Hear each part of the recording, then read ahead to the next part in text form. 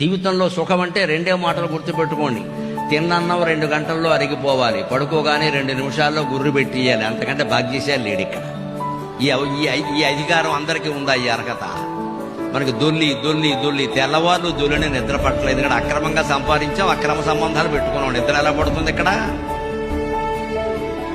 ఓ పక్క భయం, ఓ పక్క బాధ, ఓ పక్క కంగారు. ఎందుకంటే తప్పు చేశాం కాబట్టి. ఉప్పు చేసిన వాడు సుఖంగా పడుకుంటాడండి.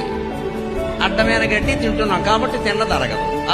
వేళకింత అని పొద్దున్న 8:30కి ఇంత 4 ఇడ్లీలు అల్పాహారం, మధ్యాహ్నం 12:30కి భోజనం, 4:30కి ఏదో ఇంత కాస్త టీ, దాని కింద ఏదో జంతికలో కరకర పరపర నవిలేసి రాత్రి 8:30కి మళ్ళీ శుభ్రంగా వేపుడు చారు వేసుకుని భోజనం చేసి పట్టుకుంటే సుఖంగా ఉంటుంది జీవితం అంతా. 4 hours గ్యాప్.